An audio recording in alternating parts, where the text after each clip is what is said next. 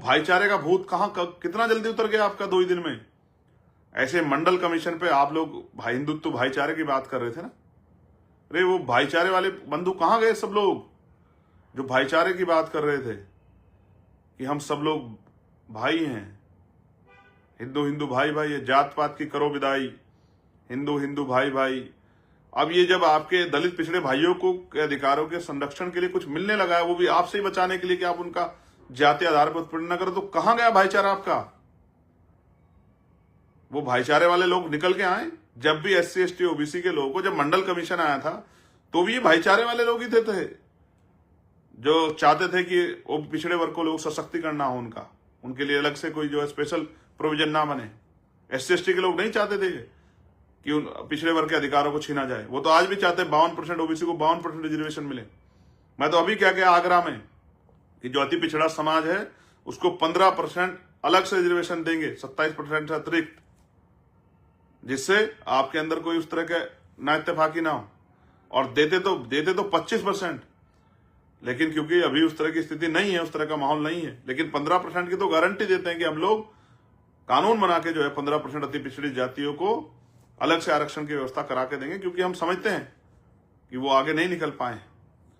तो मैं स्पष्ट तौर पे कहना चाहता हूं, मैं तो उनको ढूंढ रहा था, वो जो तमाम बाबा और तमाम जो है घूम रहे थे, जात पात की करो विदाई, हिंदू हिंदू भाई भाई, और तमाम जो रोज वो संगठन घूम रहे थे, पानी पी रहे थे, पिला रहे थे भाई भाई, कहां गए भाई भाई? अब भाईचारा कहां गया आपका? एक ही दिन में उतर गया भूत भाईचारे का। जब बात आई इन वर्गों के सशक्तिकरण की, इन पे होने वाली हिंसा को रोकने के लिए, तो भाईचारा उतर गया आपका। आप समझो, आप देखो, सोशल साइट खोलो, आप गूगल खोलो कि कौन समर्थन में कौन विरोध में, इन चेहरों को पहचानो। कुछ अधिकारियों ने सामान्य जाति के इस्तीफे दिए, वो जानते हैं कि कुछ बदलाव नहीं होने वाला, कोई नुकसान नहीं हो रहा, फिर भी इस्तीफे दिए कि सरकार प्रेशर बने। लेकिन SC ST OBC के नेताओं को उनके उन्होंने मुंह पे टेप लगा ली है। ये भी समाज को देखना चाहिए।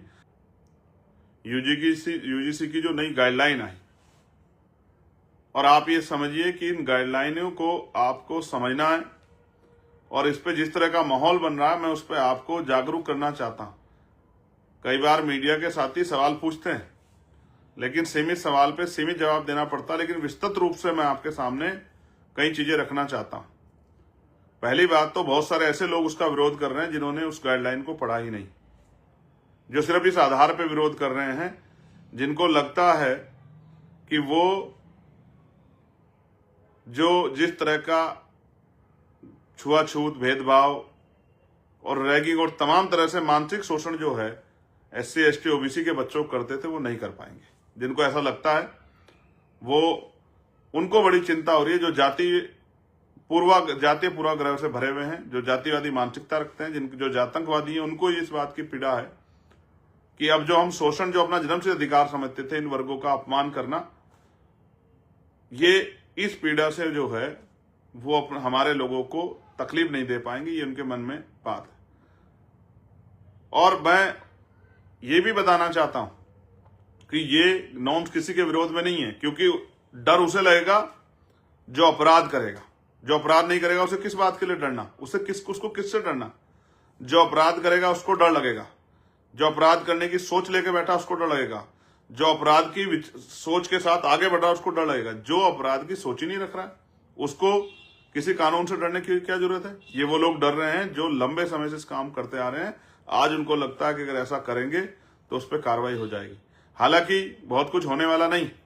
आप इस बात को इस तरह से भी समझिए कि 2 अप्रैल 2018 के आंदोलन के बाद सरकार ने कहा था कि हमने SC ST एक्ट को मजबूत कर दिया। कितना मजबूत किया उसका उदाहरण बताता हूं। 7 साल से कम, ये दूसरी तरफ तो कहा जाता है कि SC ST एक्ट बहुत खतरनाक है, लेकिन 7 साल से कम उम्र की सजा जिन मुकदमों में होती है उनमें अगर SC ST एक्ट भी लगाया है तो गिरफ्तारी नहीं कर रही है पुलिस, और निचली अदालतों से सही, निचली अदालत से ही उनको बेल मिल जा रही है। ये मैं आपके सामने बता रहा हूं कि कितना मजबूत किया सरकार ने। ये इसलिए कि आपको जानकारी हो कि सरकार क्या कर रही है, और इसमें बहुत सारे लूप होल है। कोई स्पष्ट नहीं है ये जो है स्पष्ट रूप से कोई कानून नहीं है कि क्या क्या चीजों को हम लोग उसकी मान्यता में लाओगे। और इसमें आपने जोड़ दिया है आर्थिक रूप से कमजोर वर्गों के बच्चों को, दिव्यांग जन बच्चों को। तो आर्थिक रूप से कमजोर वर्ग के जो बच्चे हैं जिनका आप जिक्र करें, तो ईडब्ल्यूएस के अकॉर्डिंग जो है अंडर में वो तो सारे स्वर्ण जाति के। तो आप किस आधार पर कह रहे हैं कि कानून सवर्णों के विरोध में? अब हमारे लोग इतने बेवकूफ नहीं रहे कि आप उनको कुछ भी पढ़ा दो और वो लोग पढ़ने लग जाएं। ये जो विरोध है ये सब पॉलिटिकल विरोध है, और ये जानबूझ के इसलिए किया जा रहा है कि किसी दूसरे मुद्दे को डाइवर्ट करना चाहते हैं। मैं आपको हालात बताता हूं। 45 केंद्रीय विद्यालय हैं देश के अंदर। उन 45 में से सरकार ने कितना सामाजिक न्याय किया है, इसका उदाहरण ये है कि 45 में से एक एसटी के वाइस चांसलर हैं, एक एससी के वाइस चांसलर हैं और 5 ओबीसी वर्ग के वाइस चांसलर हैं, जिनकी आबादी 85% है। उनके 7 कुलपति हैं और 38 स्वर्ण जाति के वाइस चांसलर हैं। आप मेरी बात को गलत समझे तो आप इसको चेक करा लें। दूसरा, 80% बैकलॉग है पिछड़े वर्ग के बच्चों का, पिछड़े वर्ग के प्रोफेसरों का, असिस्टेंट प्रोफेसरों का, एसोसिएट प्रोफेसरों का। और 83% का बैकलॉग है एसटी के बच्चों का इन्हीं पोस्टों में।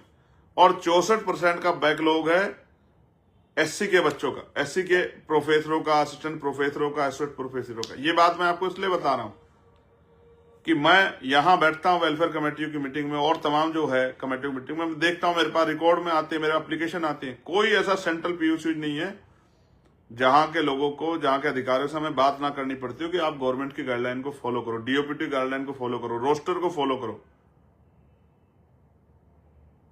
कोई सरकारी ऐसा महकमा नहीं है जिसमें बैकलॉग ना हो, जिसमें जितनी संख्या में सरकारी एम्प्लॉय उससे ज्यादा एम्प्लॉय जो है ठेकेदारी के आउटसोर्सिंग के जरिए ना रख रखे हों कि सरकारी नौकरी ना देनी पड़े। ये आपके सामने है। और आप बच्चों की बात करें, अधिकारी कर्मचारियों के हाल देखिए, उनके साथ डिस्क्रिमिनेशन हो रहा है और आप किस तरह शोषण करते हो। मैं बताना चाहता हूं देश को कि आप शोषण किस तरह करते हो। आप शोषण करते हो जैसे पूरन सिंह आईपीएस जो थे, उन्होंने सुसाइड नोट में लिखा, कोई गिरफ्तारी आज तक नहीं हुई है जो हरियाणा के आईपीएस थे, एडीजीपी रैंक के। आप बच्चों की बात करते हो, उनको न्याय दिला दोगे? एडीजीपी रैंक के हमारे आईपीएस पूरन कुमार, उन्होंने सुसाइड किया, सुसाइड नोट लिखा कि जातीय भेदभाव के कारण मेरे साथ ये हुआ, तो वो मर गए। लेकिन उस परिवार के ने जिनके खिलाफ एफआईआर कर दी, एक व्यक्ति को पुलिस ने अरेस्ट नहीं किया। ये आपके सामने है उदाहरण कि तब नहीं, आप बच्चों की बात करें। और बताता हूं, एक हमारी बिटियां हैं टीना ढाबी, जो आईपीएस जो आईएएस टॉपर हैं, सिविल सर्विस की टॉपर हैं। कल वो किसी ध्वजारोहण के कार्यक्रम में थी 26 जनवरी पे, जहां वो पोस्टिंग है। एक उनसे थोड़ा सा जो है खड़े होने में थोड़ी सी गलती, किस तरह से सोशल मीडिया पे उनका मजाक बनाया गया। उनके जो है वो टॉपर है, सारे टेस्ट टॉप करके ही वो आई है, तब पास करके तभी टॉपर बनी है, लेकिन आरक्षण के नाम पे किस तरह उनको अपमानित किया गया, हम वो पूरे सोशल मीडिया के जरिए तमाम लोगों ने देखा। आपके अंदर जहर भरा हुआ एससी एसटी ओबीसी के बच्चों के प्रति, आप उनका मानसिक शोषण करते हो। बड़े बड़े कॉलेजों में 118% की वृद्धि हो गई है इन जो है इस तरह के क्राइम्स में। तब जाके ये नए नॉर्म्स आए, ये नई गाइडलाइन बनी है। और अभी इसमें एक के रजिस्टर्ड नहीं हो, आप लोग आंदोलन करने चल दिए। ये समझने की बात है। ये आपके सामने है। कब तक इस देश में पायल तडवी या रोहित वेमुला, डेल्टा मेघवाल जो है, हमारे बच्चे मरते रहेंगे? इसका जवाब जो है सरकार को देना पड़ेगा। मीडिया में 90% जो है बाहुल्यता सवर्ण बिरादरी के लोगों की है, तो वहां डिबेट हो रही है। डिबेट में बैठ के वो एससी एसटी के लोगों को अपमानित करने का काम कर रहे हैं। और मैं आपको बताना चाहता हूं, बहुत जिम्मेदारी से आपको बताना चाहता हूं कि इस देश में कॉन्स्टिट्यूशन पे सबसे बड़ा हमला तब हुआ जब 10% आर्थिक आधार पर आरक्षण लागू हुआ। उन नेताओं को भी जिन्होंने उसका समर्थन किया, उन्होंने संविधान का जो आधार, संविधान में जो आधार रिजर्वेशन का, उसको कुचलने का काम किया। इस सरकार ने तो कुचला लेकिन विपक्ष में रहने वाले हमारे लोगों ने भी कुचलने का काम किया अपने चंद वोटों के चक्कर में, और उसका परिणाम यह हुआ कि आर्थिक आधार पर आरक्षण 10% लागू हो गया, जो संविधान का वायलेशन था, जो आधार रिजर्वेशन का कॉन्स्टिट्यूशन में उसका वायलेशन था। और यहां से तो हुआ उस असंवैधानिक कानून को, उस असंवैधानिक जो पास हुआ बिल कानून बना, उसको जब चैलेंज किया सुप्रीम कोर्ट में, तो सुप्रीम कोर्ट में बैठे जज जिनकी जिम्मेदारी थी, जो सारे स्वर्ण जाति के जज थे, उन्होंने उस कानून को भी, उनकी जिम्मेदारी है कि संविधान की व्याख्या करें, उन्होंने भी उस वायलेशन को सही माना। जब संविधान में आर्थिक आधार पे रिजर्वेशन का कोई प्रावधान नहीं है, फिर भी सुप्रीम कोर्ट के जजों ने सिर्फ इसलिए कि स्वर्ण जाति के बच्चों को लाभ मिल जाए, इसलिए उन्होंने उसको सही माना, फिर भी देश ने कोई विरोध नहीं किया। जब 3 दिन में वो कानून बन गया 10% आर्थिक आधार पे, तो भी हमारे नेताओं की चुप्पी से किसने कोई विरोध नहीं किया, क्योंकि SC ST OBC के लोग सामाजिक न्याय को मानते हैं। उन्होंने कहा स्वर्ण जाति में गरीब है तो दे दो, लेकिन उसके बावजूद आर्थिक आधार 10% पे लेते हो, और कोटे की जगह हमारी बच्चों को जो पढ़ती है, हमें बच्चों के लेटर आते हैं, कोटे की जगह बोलते हो कि कोठे जो है आप कोठे वाले हो। ठीक है, जिस तरह से आप अपमानित करते हो, आपके अंदर जहर भरा हुआ है। 75 साल में आप इस जहर को अपने अंदर से निकाल नहीं पाए, आप एक सभ्य समाज नहीं बना पाए। और जब कमजोर वर्गों के लोग तरक्की करते हैं, आपने ऐसे ही मंडल कमीशन का विरोध किया। मंडल कमीशन में भी आपके खिलाफ कुछ नहीं था। मंडल कमीशन में पिछड़ी जातियों को जो है सशक्तिकरण के लिए जो आर्टिकल 340 में प्रावधान बाबा साहब अम्बेडकर ने किया, उस प्रावधान को जो है, उस प्रावधान के अकॉर्डिंग जो है, तो रिजर्वेशन का जब जो काका कालेकर आयोग के बाद और मंडल कमीशन बनकर जो रिपोर्ट बनी, जो आयोग बना, उसकी जो रिपोर्ट आई, उस 340 आर्टिकल नंबर 340 को जो है मजबूत, उसके आधार पे जो मंडल कमीशन के जरिए जो है पिछड़े वर्ग के लोग सशक्तिकरण का जो जब ये कानून आ गया, उनको आरक्षण देने का प्रावधान बन गया, तो आपने उसका भी विरोध किया, पुरजोर विरोध किया आपने। कहां था वो स्वर्णों के विरोध में जो आपने उसका विरोध किया?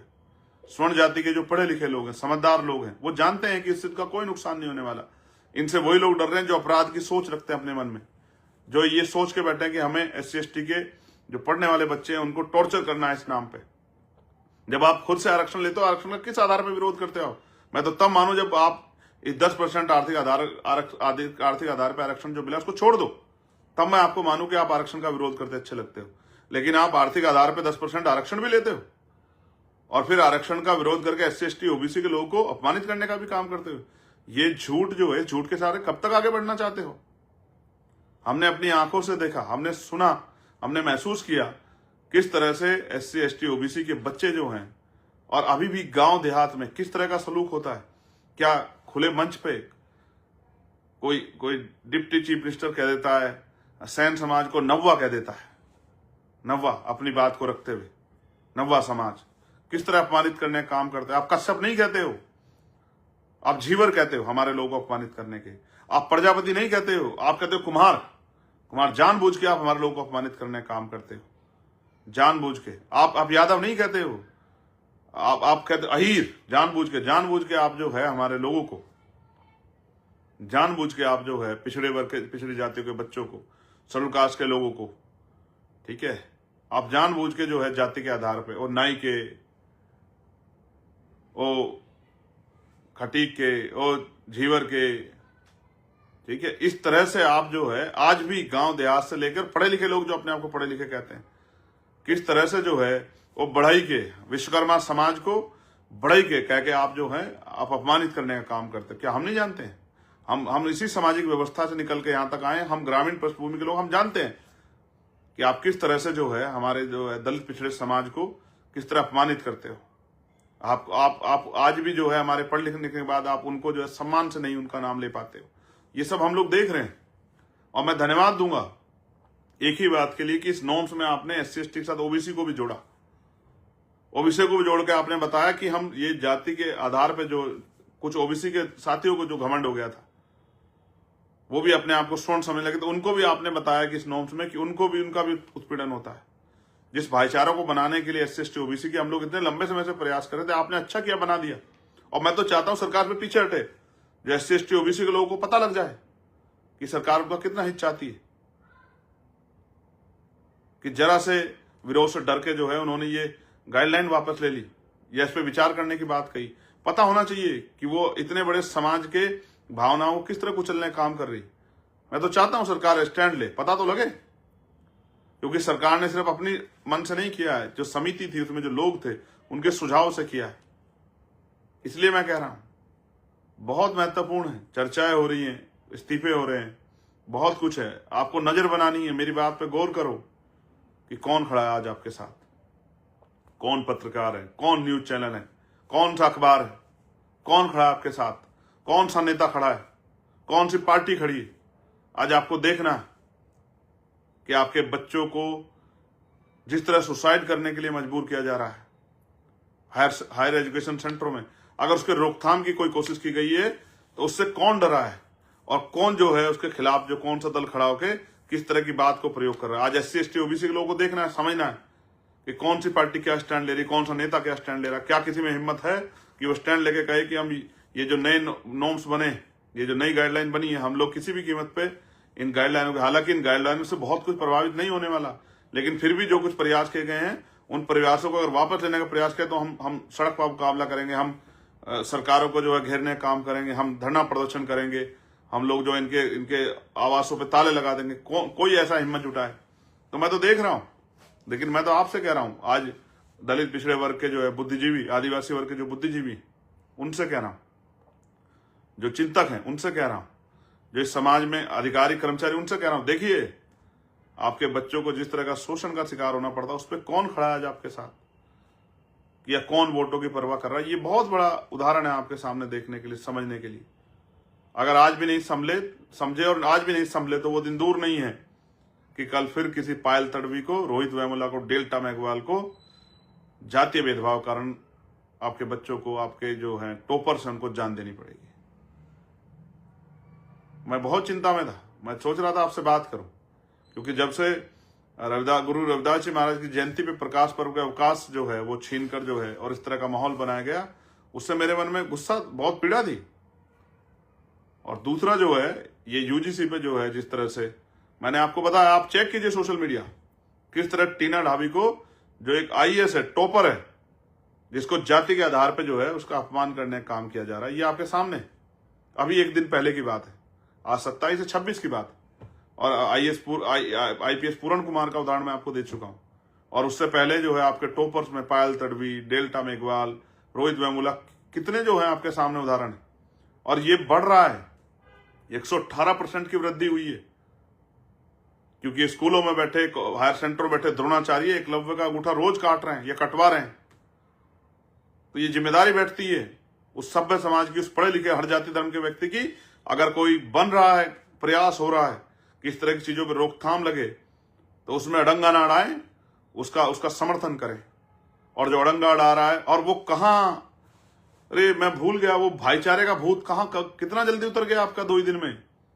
ऐसे मंडल कमीशन पे आप लोग हिंदुत्व भाईचारे की बात कर रहे थे ना, अरे वो भाईचारे वाले बंधु कहां गए सब लोग जो भाईचारे की बात कर रहे थे कि हम सब लोग भाई हैं, हिंदू भाई भाई है, जात पात की करो विदाई, हिंदू भाई भाई।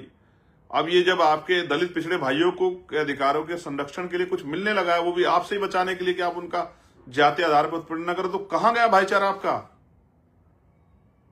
वो भाईचारे वाले लोग निकल के आए। जब भी एससी एसटी ओबीसी के लोगों को, जब मंडल कमीशन आया था, तो भी ये भाईचारे वाले लोग ही थे जो चाहते थे कि वो पिछड़े वर्ग को लोग सशक्तिकरण ना हो, उनके लिए अलग से कोई जो है स्पेशल प्रोविजन ना बने। एससी एसटी के लोग नहीं चाहते थे कि उन पिछड़े वर्ग के अधिकारों को छीना जाए। वो तो आज भी चाहते हैं 52% ओबीसी को 52% रिजर्वेशन मिले। मैं तो अभी क्या क्या आगरा में कि जो अति पिछड़ा समाज है उसको 15% अलग से रिजर्वेशन देंगे, 27% से अतिरिक्त, जिससे आपके अंदर कोई उस तरह के ना इत्तेफाकी ना हो। और देते तो 25%, लेकिन क्योंकि अभी उस तरह की स्थिति नहीं है, उस तरह का माहौल नहीं है, लेकिन 15% की तो गारंटी देते हैं कि हम लोग कानून बना के जो है 15% अति पिछड़ी जातियों को अलग से आरक्षण की व्यवस्था करा के देंगे, क्योंकि हम समझते हैं कि वो आगे नहीं निकल पाए। तो मैं स्पष्ट तौर पे कहना चाहता हूं, मैं तो उनको ढूंढ रहा था। वो जो तमाम बाबा और तमाम जो है घूम रहे थे, जात पात की करो विदाई, हिंदू हिंदू भाई भाई, और तमाम जो रोज वो संगठन घूम रहे थे, पानी पी रहे थे, पिला रहे थे भाई भाई, कहां गए भाई भाई? अब भाईचारा कहां गया आपका? एक ही दिन में उतर गया भूत भाईचारे का। जब बात आई इन वर्गों के सशक्तिकरण की, इन पे होने वाली हिंसा को रोकने के लिए, तो भाईचारा उतर गया आपका। आप समझो, आप देखो, सोशल साइट खोलो, आप गूगल खोलो कि कौन समर्थन में कौन विरोध में, इन चेहरों को पहचानो। कुछ अधिकारियों ने सामान्य जाति के इस्तीफे दिए, वो जानते हैं कि कुछ बदलाव नहीं होने वाला, कोई नुकसान नहीं हो रहा, फिर भी इस्तीफे दिए कि सरकार प्रेशर बने। लेकिन SC ST OBC के नेताओं को उन्होंने मुंह पे टेप लगा ली है। ये भी समाज को देखना चाहिए कि जो इस तरह के आधार पे जो सरकार द्वारा कानून जो है गाइडलाइन बनाई गई, जो उस पे जो सहमति से गाइडलाइन बनी, उन पे जो है वो पक्ष नहीं रख पा रहे हैं, तो वो आपके कितने हितैषी हैं? और कौन है जो आपके लिए हर तरह की मुसीबत उठाने के लिए तैयार है, हर तरह के चैलेंज, जान को दांव पे लगाने के लिए तैयार है? कौन सा संगठन है, कौन सा दल है? ये आपके सामने किसी के मुंह से आवाज नहीं निकल रही है। सबको अपने वोटों की फिक्र है, किसी को इस कमजोर, दलित, पिछड़े, आदिवासी समाज की फिक्र नहीं है। और जिनको फिक्र है वो आपके सामने। आप देखो, YouTube चैनल देखो जिनको आप रोज देखते हो, पत्रकार देखो जो आप देश में आके लिबरल के नाम पे जो है आपके सामने बहुत सारी चीजें रखते हैं, लेकिन आज वो भी जो है सत्यता के साथ नहीं खड़े हो पा रहे हैं। आप देखो उन हैंडल्स को जो बहुत जो है सरकार विरोधी बातें भी करते थे, उनको भी देखो किस तरह से उनके रंग बदले हैं। और वो जो हिंदुत्व का नारा लगा के आपकी गलियों में घूम रहे थे कल तक, भाई भाई का नारा लगाते हुए, उनके भी बदलते हुए चरित्र को आप देखो। और SC ST OBC के पढ़े लिखे अधिकारी, कर्मचारी, रिटायर्ड अधिकारी, चिंतक, अधिवक्ता, प्रोफेसर, मैं आप सबको भी कहना चाहता हूं, SC ST OBC के सब भाइयों को, कि देखो कौन आपका अपना है, कौन आपके अधिकारों पे कैंची लेके बैठा है। आज नहीं खड़े होंगे, आज नहीं सुनोगे, आज नहीं अपने बच्चों का दर्द सुनोगे, तो जब ये मर जाएंगे यूनिवर्सिटियों में तो क्या करोगे कल उसके बाद? अभी तो एक मामला सामने आया, अभी से दुरुपयोग की बात करते हैं। दुरुपयोग तो कितने कानूनों का हो रहा है। CBI जो है, जो जिसके ऊपर गरीब आदमी ये विश्वास करता है कि अगर CBI ने कोई मामला, किसी CBI ने टेक ओवर कर लिया है, CBI जांच हो रही तो न्याय मिलेगा, वो CBI का कन्वेंशन रेट 75%, 25% मामले जो है वो फॉल्स होते हैं। और ED का क्या हाल है, NIA का हाल है। अब देखिए कौन सा ऐसा कानून इसका दुरुपयोग नहीं हो रहा, लेकिन जब आपके हितों में कोई गाइडलाइन ही बनी है तो बहुत दिक्कत हो गई है। आज नहीं समझोगे तो निकल जाएगा वक्त। समझिए और संभलिए, और अपने बच्चों की रक्षा के लिए निगरानी कीजिए कि आप अपना खून पसीना और अपना पेट काट के जिन बच्चों को पढ़ाने काम कर रहे हैं, यूनिवर्सिटियों में, हर सेंटर में, किस तरह से जो है वो जातीय उत्पीड़न के शिकार होकर सुसाइड कर रहे हैं, अपनी जान दे रहे हैं, मानसिक पीड़ा सह रहे हैं, और उनकी बात को सुनने वाला कोई नहीं। और मैं तो क्योंकि रहता हूं सिस्टम में, मैं जानता हूं कि सिर्फ वही नहीं, अधिकारी कर्मचारियों के भी क्या हाल है। पुलिस में जो कर्मचारी हैं और सैनिक बलों में जो कर्मचारी हैं, मैं जानता हूं SC ST OBC के क्या हाल है। मुझे कोई बताने की जरूरत नहीं है। मैं कोई चांद से नहीं आया, कोई इंग्लैंड से नहीं आया हूं, कोई अमेरिका से नहीं आया। मैं यहीं इसी मिट्टी में, यूपी की, जहां खाटी राजनीति होती है, जहां जाति जो है वो पैदा होती है, जिसका स्वरूप देखने को मिलता है, जहां ग्रामीण क्षेत्रों में जातियों का जो है, जातियों के गढ़ हैं, मैं वहीं से आया निकल के। मैं सब जानता हूं कि किस तरह दफ्तरों में अधिकारी कर्मचारी परेशान हैं, ट्रांसफर, पोस्टिंग, सस्पेंशन, किस तरह कलम फेर के किस तरह SC ST OBC कर्मचारियों को जो है किनारे लगा रखा है इन सरकारों ने। ये सब आपके सामने। धन्यवाद, आपने मुझे सुना, और मैं आशा उम्मीद करूंगा कि आप अपना जो है विचार भी इस पर रखेंगे, व्यक्त करेंगे कि आप क्या सोचते हैं। और मैं भी चाहूंगा कि आप नजर भी बनाएंगे कि कौन आपके साथ खड़ा है, कौन आपके खिलाफ खड़ा है, कौन चाहता है कमजोर वर्गों के बच्चों को जो है, जो उनके प्रोटेक्शन में जो गाइडलाइन बन रही है, उनको खत्म कर दिया जाए। कौन नेता, कौन पार्टी कहां खड़ी है, सर्च करो, अपने बच्चों को कहोगे वो सर्च करके आपको बताएं कि किस पार्टी का क्या स्टैंड है, किस नेता का क्या स्टैंड है, किस मीडिया हाउस का क्या स्टैंड है, कौन जो है, और वो कहाँ है वो पत्रकार साथी जो सरकार के हर जो है कानून में उनकी अच्छाइयां गिनवा रहे थे। आज क्या हुआ? जब किसानों के खिलाफ कानून बनते थे तो आप अच्छाई गिनाते थे ना। जब एनआरसी पे कानून बना था, 370 पे कानून बना था, जब 3 तलाक पे कानून बना था, तो आप ही तो ना अच्छाई गिनवा रहे थे। आज क्या हुआ? सरकार के अच्छाई गिनवाने वाले और तमाम मीडिया हाउस को क्या हुआ? सांप सूंघ गया है। समझ रहे हैं? कमजोर वर्गों के लोग आपको समझ रहे हैं, बिल्कुल समझ रहे हैं। और नहीं समझ रहे हैं तो मेरे लाइव के बाद समझेंगे। ये पाल, प्रजापति, कश्यप, सैनी, मौर्य, शाक्य, कुशवा, बिंद, राजभर, केवट, मल्ला, निषाद, विश्वकर्मा, सैन, ये समझेंगे। ये चमार, वाल्मीकि, पासी, धोबी, कोरी, खटीक सब समझेंगे। महार, ये सब समझेंगे, इनको समझ आएगा। ये जाट, गुजर, यादव समझेंगे सब लोग ये। और नहीं समझेंगे तो हम लोग समझाते रहेंगे इनको कि समझे, इनको समझ आए कि किस तरह आपके बच्चों के अधिकारों को निगलने का काम कौन कर रहा है और उसको उसकी भूमिका कौन बना रहा है। धन्यवाद। जय भीम, जय भारत, जय संविधान, जय मंडल, जय जोहार। आपका भाई चंद्रशेखर आजाद।